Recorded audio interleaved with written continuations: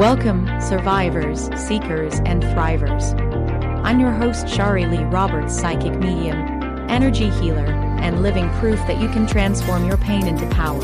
Each episode, we dive into trauma healing, developing your intuitive gifts, and reclaiming your life. Get ready for real stories, deep wisdom, and a little laughter along the way. Hello, and welcome back today. I have Amy Koford with me. We are going to have a great time. Amy is a long time hypnotist doing it both clinically and on stage globally.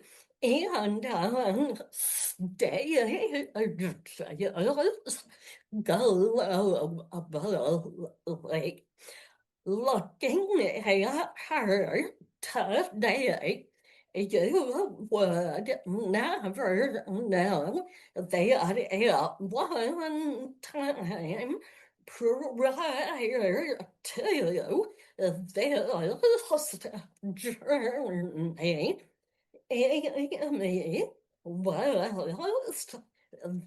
or is the mother of five. She stayed at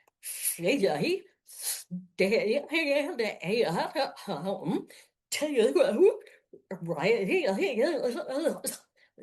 them while doing that. She dealt and suffered severe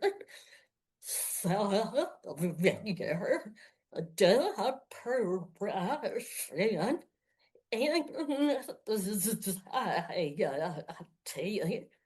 and anxiety and a long-term illness that almost took her life. Amy, welcome. This is an absolute honor and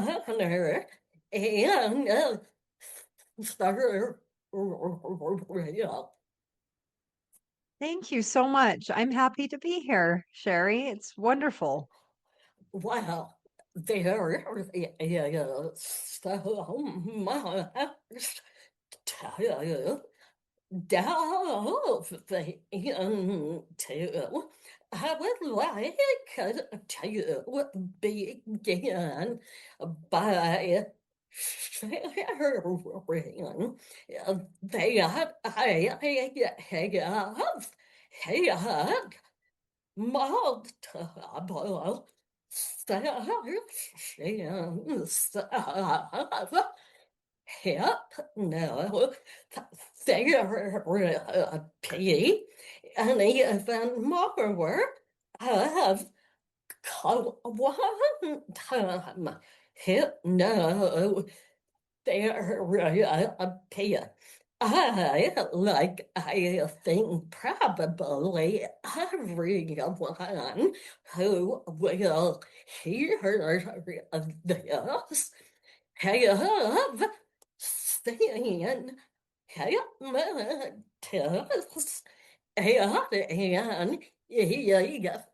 event and wonder if the participants are going along with you for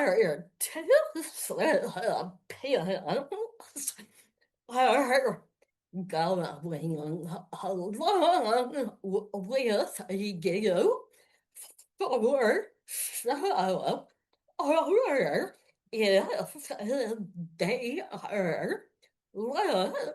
they are legitimately hypnotized.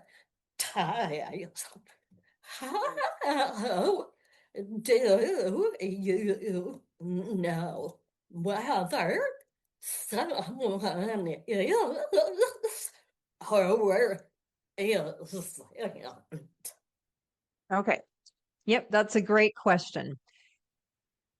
First of all, I had to kind of learn as I went along doing more and more and becoming more and more skilled and experienced. The part of that is that I have to set them up to know what it's going to be like. Yeah. In the past, I would just hypnotize them. I would trust that they knew that they were hypnotized. And I learned that no, sometimes. So when I was brand new at it, they'd say, I don't know if I was hypnotized or not. And I'd say, oh, you were, right? Yeah. And so the proof was in the results. They would get the results that they wanted. So I'd say, well, see, you were hypnotized. Yeah. Nowadays, and for the last several years, I set them up to know what it's going to be like. And that way they don't have any of those questions in their mind. For me as a hypnotist, how do I know if someone is hypnotized? Well, first of all, everyone is hypnotizable. I've never had a single person ever that could not be hypnotized, and I've done thousands of sessions.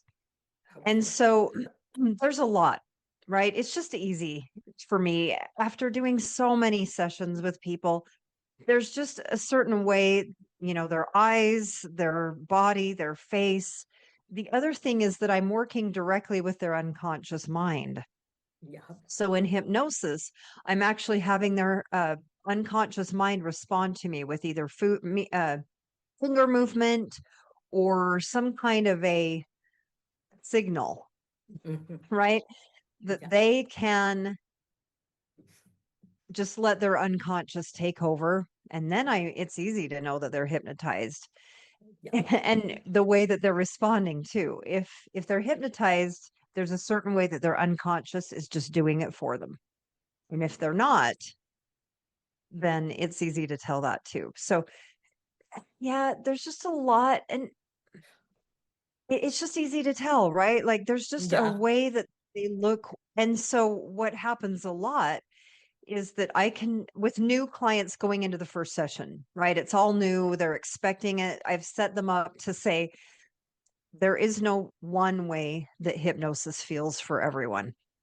What you have to know is just relax and follow my instructions. And if you are sitting there with your eyes closed and thinking, I don't know if I'm hypnotized because I feel like I'm just sitting here with my eyes closed, you just have to know that you are hypnotized and that sometimes that's just how it feels to people. They feel like they're just sitting there with their eyes closed, and that's okay. What you'll notice is that you get the results, and that tells you that you were in that state, that hypnotized state. What happens is that a lot of people expect it to be a certain way because of what they've seen on television shows or movies or even hypnosis shows, which I do. I do stage hypnosis shows. Yeah. And so they go into it expecting it. So I have to give them realistic expectations. You may, for you, it might just feel like you're sitting there with your eyes closed. So if you're doubting, if you're hypnotized, just throw that out the window and know that you are, because I'm guiding you there. And if you're not, I just keep on guiding you there without you even knowing that I'm doing that until I can see that you are. Nice. Now, how long have you been doing this? And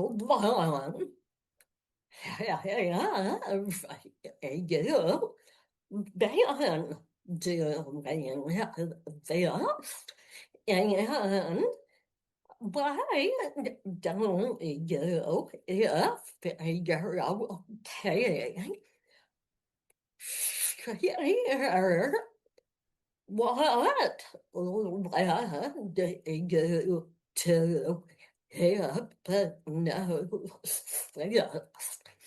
Well, said a modality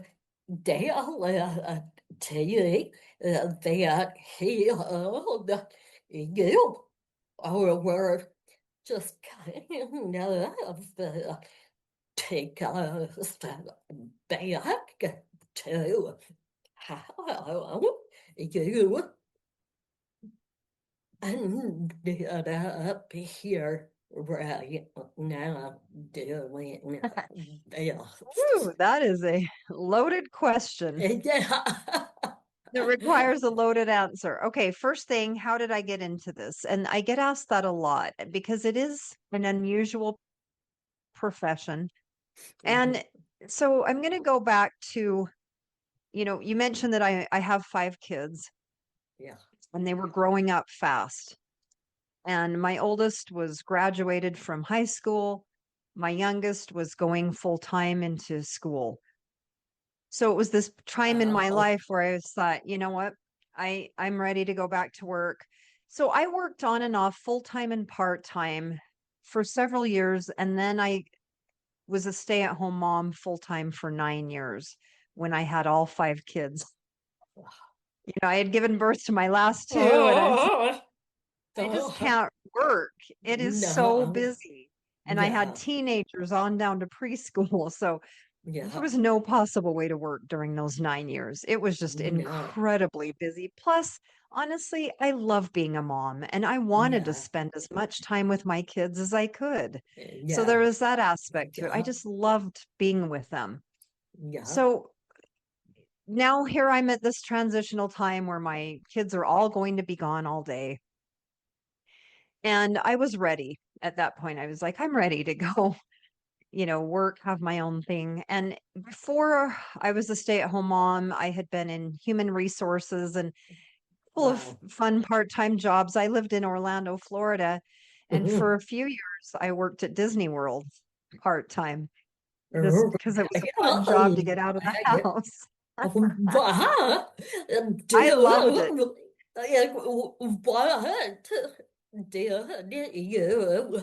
Dear. At Disney World, I worked at high-end restaurants. Uh-huh. And so I made good money. These Yeah. were the really expensive restaurants. So I made great money in tips. And it was so much fun to just meet people from all over the world. So it was like 2 nights a week, the perfect mom job at the time. Wow. Yeah. So anyway, then fast forward and I thought, okay, I'm going to go back now to something in the professional level, but I don't want to do human resources. And so I was drawing on my life experiences. You mentioned that I had gone through some long bouts of severe depression and anxiety, and it Yeah. took a lot to come out of those moments. So going back, I was drawing on my experience. Okay, I've been through these. I didn't love traditional therapy for me personally. Maybe I'm just No. too impatient. I Yeah. just felt like it just was a little bit frustrating to me. Now, I Mm-hmm. have therapist friends and I love them dearly and I think that they do great work. So, I'm speaking from my personal experience. Yeah. It just Yeah. wasn't satisfying to me. So, part of it was how did I get into hypnosis? I thought there's got to be a faster, better way. Just again, Nice. I'm that kind of a problem solver. So part of the reason Yeah. I was frustrated with traditional therapy is like, this is taking too long. This isn't doing it for me. And so Yeah. I started to study it. I started to look into it.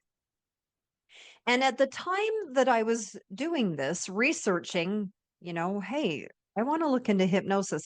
I was actually in a pretty good place in life. At the time, I was not going Oh. through a depression and anxiety.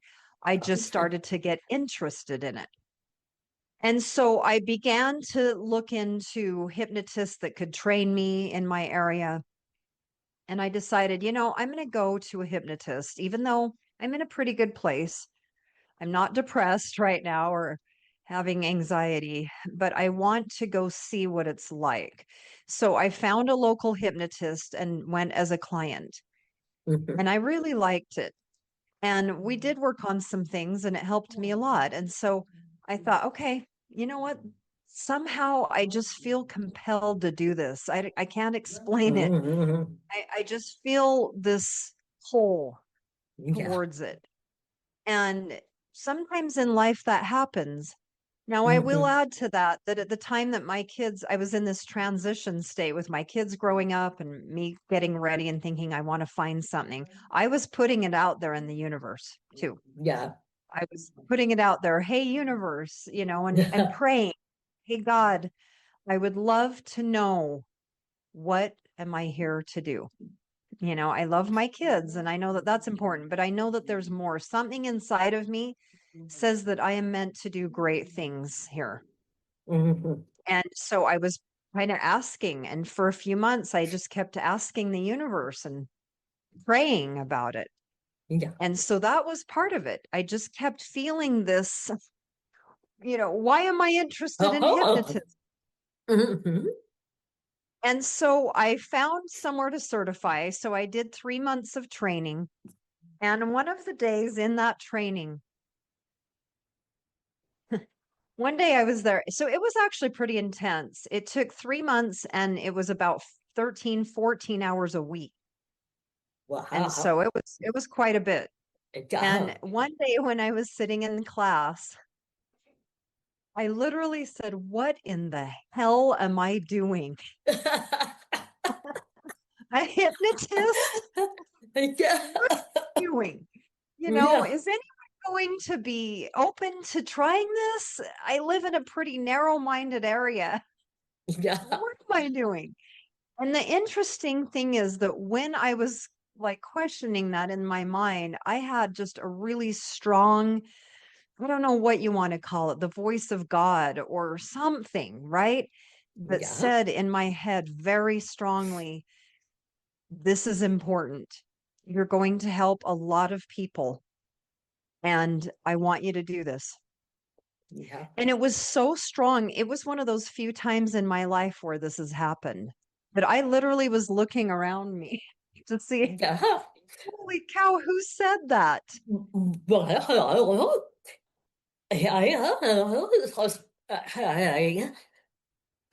man, saying prior to you recovered and then we have severe teams on the other side. They have guided us in the Believe that. way. Yep. Yeah, so using your work into relative abilities. You heard it, you felt it, and did it.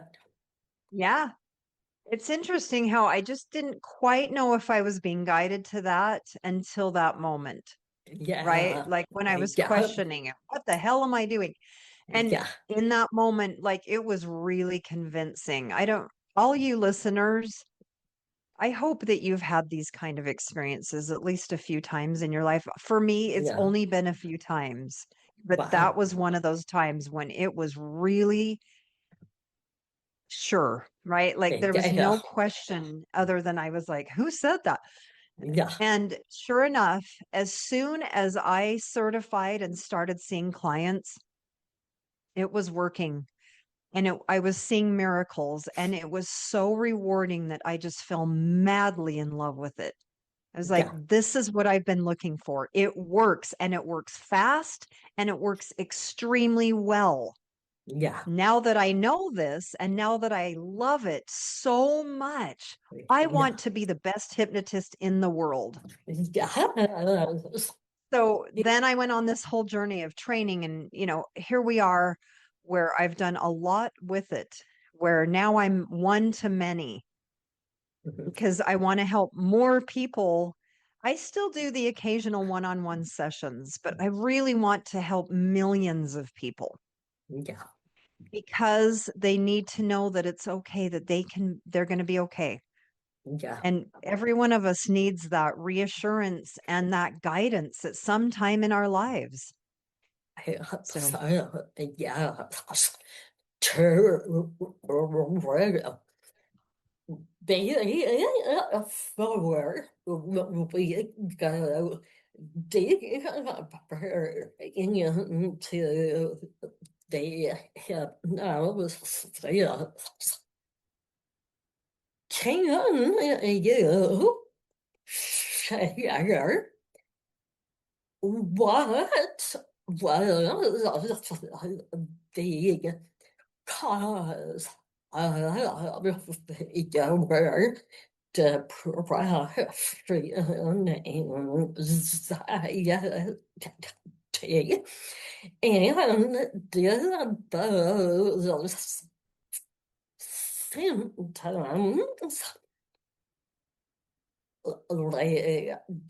like dormant from trauma long ago and then just came out? And at what point and year did your near fatal illness come up? Okay. Yeah, let's talk about how I'm human, Yeah, right? yeah, Like how I've had some really hard experiences. yeah, You asked what caused the depression and anxiety. Honestly, every one of them, it was more physiological than psychological. However, add to that the fact that I was raised in a religious way that made me feel like I was never good enough. So I had a lot of self-negativity dialogue going on inside, which certainly does not help, no, right? When no, you're already, no. when that's the Well, communication with yourself that's going no, on inside your head, it's going to lower your vibrational frequency. It's going to have you in this negative state a lot. So let's make sure that we know that too, that there was some yeah, psychological and physiological. So the first time that I went through a severe depression was before I had any kids. And I didn't even know what happened. I didn't know what hit me. I had never been through anything like this before. well, I was 26 and I just didn't understand it. Like, so I did everything I could. I exercised and I was looking up things on the internet and reading and going to therapists, right? And yeah, I finally caved and started taking an antidepressant. Here's the crazy thing about that first time. I don't know if I will ever quite understand physiologically what happened. I do know that I'm pretty sure that there was hormone issues. And what pulled me out of that was pregnancy. So I had been depressed for about a wow, year, and my first baby was a bit of a surprise. okay, I was like, wow, yeah, I was not planning on this. yeah, So I went to the doctor and the doctor said, we got to get you off these antidepressants. And I said, yes, absolutely. I don't want to do anything that would harm my baby. yeah, And so I weaned off. But the crazy thing is, about 8 weeks into that, I was about 2, maybe 3 months along. It was literally like someone just flipped a switch and I was back to being happy and feeling good. It was literally like wow, something in my hormones, something just like balanced out with that pregnancy, and I literally felt great again. And I continued to feel great for years after until I had baby number 3. And after I had wow, baby number 3, he was about 2 weeks old when it just boom, I felt so depressed. So then it was postpartum depression. yeah, And there was a long one that lasted about 2 or 3 years, and it was miserable.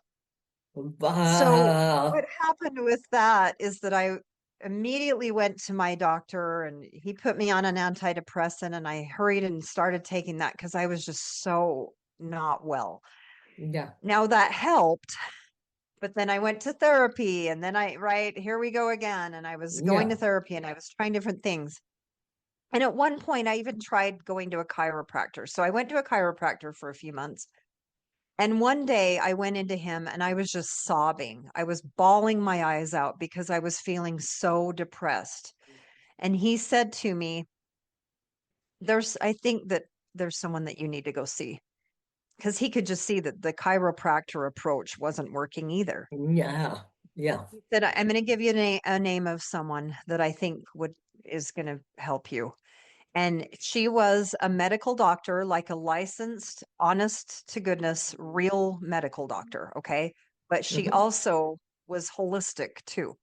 Nice. So I went to her, and, the first appointment with her, I was kind of crying and telling her how it's been 2 years at this point that I've struggled with depression and anxiety. Everyone I see just wants to put me on more antidepressants, and it's Yeah. not working. Mhm. And I said, you know what? And I know it's hormonal.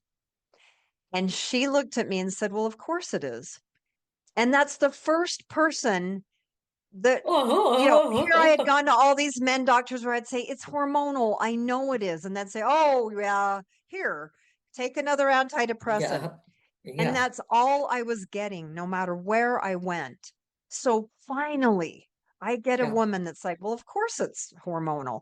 And she proceeds to get out a piece of paper and a pen and draw different estrogens. There's estrogen 1, 2, 3, and, Mhm. giving me an incredible education on women's hormones. And she put me on hormones, and I started to feel better within a week for the first time in 2 years. Wow. So then with that woman, I did a lot more than that. I had to learn to eat certain ways and to, so we had a whole comprehensive experience there. Certain supplements. Nice. I had to start taking probiotics because I was susceptible to strep throat. I would get strep, I would have to take a round of antibiotics. And Ah. so they're like, we got to get you starting to take probiotics. And so again, it was a whole journey of getting well. And so then I felt really good for years after that until I got sick. So you asked, when did I get that near fatal illness? Yeah. It was 10 years ago. And I can't say a lot, but because of legal things, but it was a medical device. And so I got really sick, like, suddenly. And, at first I thought, oh, I just don't feel good. And so kind of take it easy for a day or two, but it just kept getting worse and worse and worse. 9 months into it, I could feel myself just keep continuing to decline. And I thought, I don't know what to do. I've been to a million doctors. We've tried everything. I just don't think I'm going to make it. Now, at the time, all Wow. 5 kids were living at home. My youngest was 3. Oh, man. And by the way, when I had babies number 4 and 5, I felt great. Zero postpartum depression with either of those last two. So that was great. Yeah. But anyway, uh, I didn't know what to do. And so I just said, God, I'm going to die. I'm going to leave these 5 kids. I don't know what else to do. I've done everything I can possibly do to try to get well. Yeah. So I went to a specific doctor who is a very specialized field. Like, there's only a few of them where I live. And long story short, I had to get a surgery that removed some things. And it was killing me. And had I left it in, had I not had this surgery, I would not be here because I was very close to catastrophic. Wow. Right. I can't, Wow. again, I can't go into details, but Yeah. I was very close to something catastrophic, something tearing open. And that's what would have killed me. And I was this close to that moment where if this organ would have torn open, Yeah. I would have Yeah. died within, Yeah. hours or days at most. And so after that, so while I was sick with that, I was extremely depressed and having panic attacks like every second. And there was not much I could do about it. I couldn't tolerate any supplements. I couldn't take anything. I just couldn't. And I lost a ton of weight. I was extremely thin. So there was not much I could do. We didn't know what it was, Yeah. and I couldn't take any supplements to help or anything that had worked for me before. So what helped me get over that depression was getting well physically, right? I had to Yeah. heal after that long, it ended up being almost a year. And so that's how I came out of all of them. And even just a couple of years ago, I was noticing that I was just feeling a little bit blue and it was bugging me because I thought I know what to do. So I increased my estrogen and I started taking healthy big doses of vitamin D and vitamin and methylated B, and that pulled me out of it. And that was kind of a mild depression, right? But Yeah. it was just nagging me. I'm like, "Ah, I can Yeah. I feel just a little depressed." And so that's what pulled me out of that one. And so that was a few years ago. Again, so every time was a journey of learning more and more and more. And at some point in there, I learned how to love myself with hypnosis, right? Like I had to get that negative self-talk because Yeah. when you've got negative loops going on inside of you, it is just Mm. not going to make you happy or peaceful. No. So I No. had to also, in addition to all the physiological stuff, I also had to get psychologically in a much better place. And so I'm going to share this story just real quick. It's actually in a book called The Gifts of Pain where I did the chapter about this. And what happened is that I went to a hypnotist. This was after I was a hypnotist. Okay. Okay. Um, I she offered me, as part of this is who I certified with, and so she offered a discount. And I thought, I would love to do this because there's still more I want to work on with myself. Interestingly, in this hypnosis session, I don't even remember what we were doing in this session, what it was about. But as I was in hypnosis, I could see something in my peripheral over here. Something I couldn't look directly at it, but it was compelling. It was something that was intriguing me in my peripheral vision. It was over here. And I was not even really paying attention to what the hypnotist was saying because I'm like, what is this over here? And at some point, I had this startling realization. Oh my gosh, that is me.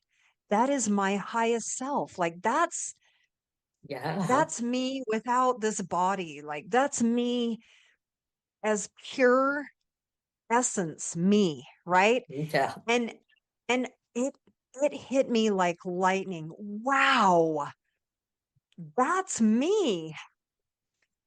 And something just so changed dramatically in me because I was like, wow, she is beautiful. She's amazing. She's strong. She's powerful. She's confident. Right. And on and on and on. She is so powerful. I could easily love her. Uh, Right. And so at that yeah. point, after that, like I didn't criticize myself anymore. I didn't feel like I wasn't good enough. Now, yeah, sometimes things like that still creep up occasionally, but I'll tell you, it got so much better after that because I thought I am good enough and I'm not Yeah. going to let anyone or anything make me believe otherwise. I'm not going to give my power away anymore. And so a couple years later, I stopped going to that religion and I just developed a really great relationship with God in in a way that so that changed it for me. And so when I meet with people, I want them to love themselves. What I have learned is that people don't understand how important it is to love themselves. They think that you can be okay criticizing yourself, or if you don't love yourself very much, it's not a big deal. And I have learned from personal experience and with working with clients, it is a very big deal. Yeah. Yeah. Yeah. Deal. Deal. Yeah. Yes, Deal. it is. Because with self-love, I have come to learn you cannot accept true love, nor being and embody and speak and think pure love. It all begins with and since realize saying that and embodying your higher self. What have you seen in your family? How has you doing that changed the overall dynamics and how they all view themselves? That's a good question. Well, they see a much happier mom, right? Before I learned to love myself, and when I was just always feeling not good enough, I would literally be up in the night sometimes at 3 crying, "Oh, I'm such a loser," right? All that kind of crap. So they see a mom who is far more confident, which, when I get clients that are parents that just don't love themselves or are really struggling with that or resisting it, and I'll say, you got to stop criticizing yourself. And I can see that they're like, yeah, right. I'll say, Yeah, look, do you want your kids to love themselves? And they'll say, yeah, of course. And I'll say, guess what? You have to love yourself. yeah, They know. Kids are smart. They can tell yeah, if you do or yeah, not. So the yeah, best thing that you can do for your kids is learn to love yourself. So yes, I know that my younger kids see a more confident me, right? They see me go out and do motivational speeches or podcasts or webinars or hypnosis stage shows. I wrote a book that's a bestseller. yeah, So all those things help your kids know mom feels good about herself. yeah, yeah, And so whenever they struggle, which thankfully they don't seem to, once in a while they'll come to me for advice, but overall I don't see them being underconfident or not feeling good enough. And yeah, I'm glad. yeah, yeah. I don't know that when my two daughters were young and growing up, I present as a confident, successful woman. And I mean, I had a great job, had friends, was close and close with my girls. But what has come to my attention is what you also talked about. It's one thing to present one way, but our children definitely read the other energy, the truth of how we think of ourselves.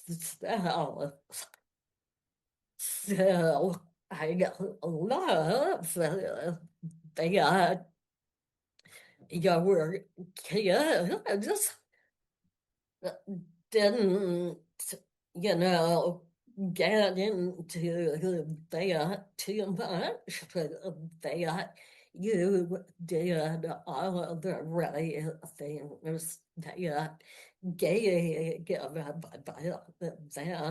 that confident, unconditional love, Yep. dedication. Thank you. Yes. I mean, I look back and I think, wow, I could have done so much better had I have been healed and truly invite all that I did and proclaimed. Um, Yeah. but I know. I thank, understand. I could have done more too with my older kids, but I was in a place that wasn't, yeah, but they turned out great. My yeah, oldest is now 26 and he's really confident. He's funny, he's got a great sense of humor, he's uh, successful. And so yeah, like, and my other kids, yesterday was one of my other kids' birthdays and he's just a uh, ray of sunshine. I'm so proud of uh, him. He turned 22. uh, I'm happy with my kids. They are amazing. uh, love They're it. my everything, you know. I just Yeah, love my kids so much. yeah, So yes. mine too. Now we are almost out of time.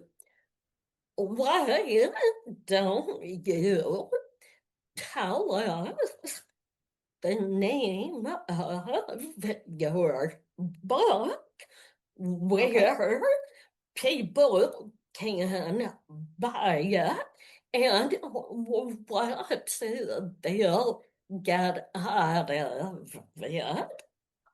Okay. I would be happy to. So here's my book, and it's got the nice little bestseller Hardwired. label on it. It's called Okay. Hardwired to Rise, Live Fearlessly, Prosperously, and Optimally.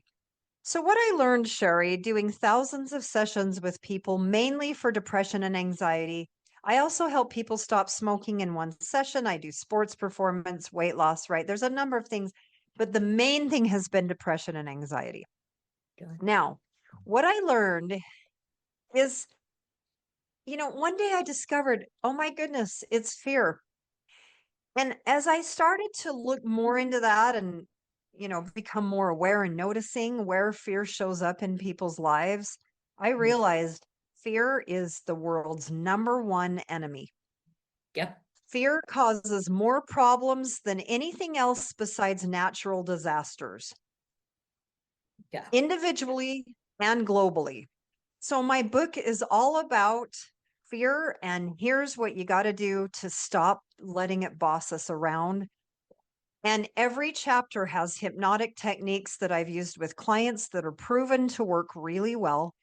It's every chapter is packed with wonderful approaches of helping you understand what your subconscious is. What's the purpose of emotions? Yeah. Why do we even have emotions? What is the purpose of our feelings? And on and on. And what is fear? And what is the nervous system? And there's a chapter called Insecure to Confident that talks about what fear does and how it plays a part in being insecure about ourselves, Yeah. and how insecurities, when people are insecure, it can be everything from just a little bit of a nuisance on up to tyrants and Yeah. dictators. Yeah. So, and then here's how you become confident, right? And so it's just, and I wanted to make it fun and enjoyable. I didn't want it to be like a college text where it's just like, Yeah. here's all these facts and figures, Yeah. no, no, no. I wanted it to be a good read where it's enjoyable. So I quote Star Wars and things. I'm a total nerd. Oh, I've got like just fun stories about people that I've worked with and stories from my life and stories about clients, and it turned out great. It took me a long time to write it. I could not use any ghostwriters or AI. It had to be me. It had to be my skills and knowledge and experience coming through those pages to really help people authentically. And so I'm really proud of it. You know, I Okay. promise everyone that reads it, you will get a lot of benefits. You read it and it's going to change your life for the better. One person, you know, on my review said it's the best self-help book I've ever read. And I wanted it to be that way. I intentionally wrote it with that end in mind. I want this to be the best self-help book there is. And so, yeah, you can get it on Amazon. Now, how many attendees will what your maximum attendance? Maximum, with my first, I want it to be at least 100 to 500. And then from there, continue to increase that. I'll have as Okay. many as I can. And I will tell you that anyone watching this, listening to this, you want to watch a replay of a webinar that he and I just did together yesterday. And that will tell you a little more about it. And he made this amazing offer that kind of shocked me too. It's like, oh, wow, your offer is better than what I was going to offer. So you definitely want to watch this replay of this webinar. So just reach out to me through social media or amykoford@gmail.com. And I can give you that replay. It's going to give you more information about this seminar, why you want to attend, how it's going to help you, how it's going to help you make more money. You know, being that he's made over 700 million, he does know a thing or two about helping people know how to make more money and rewiring their brains. So he talks about how when you think like a millionaire and when you think like a millionaire and you do what a millionaire does, that's who you are. You make that kind of money. Yeah. Yeah. So Yeah. you have to think like a millionaire thinks, and you have to do like a millionaire does, and then you get the results of a millionaire. And here's how. And so he goes into specifics. And at this seminar, it's not just about money, but a lot of people want to make more money because they love their families and they want to have more peace of mind about money. So that's one of the things, but it also talks about improving your relationships, right? Psychoneuroduplication, he calls it. So when you are thinking like a thin person, you do like a thin person, and you take care of yourself. When you want to be the best husband or wife or the best professional relationship, Yeah. then you do what that person, you say to yourself, what would the best wife in the world do? Or, what would the best, most successful business person do? And so he teaches you how to do that. And anyway, so this webinar replay is going to be your first step to a larger, more exciting world and a better life. So yeah, please reach out to me on any social media, typically my business social media. So I have personal social media, that's Amy Koford. My business social media is always Amy the Happy Hypnotist, on TikTok, on Facebook, on LinkedIn, on Instagram, and YouTube. It's all Amy the Happy Hypnotist or Amy Koford the Happy Hypnotist.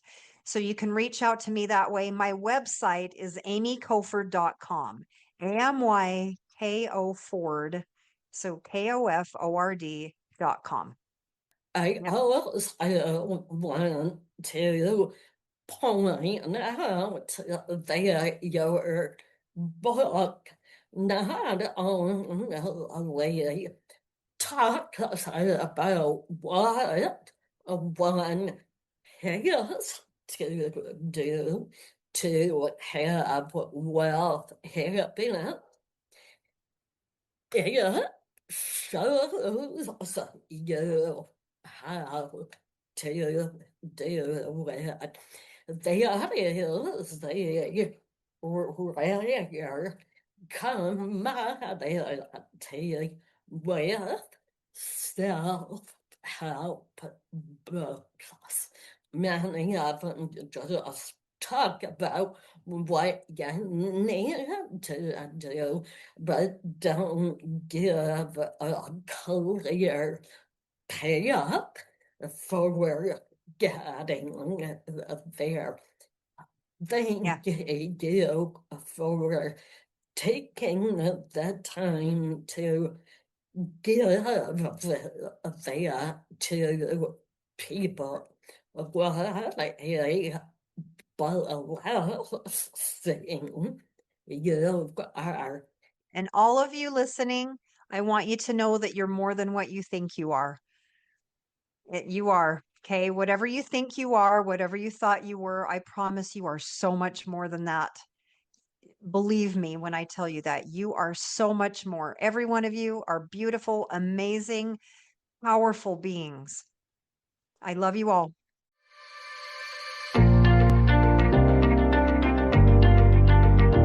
Thank you for listening.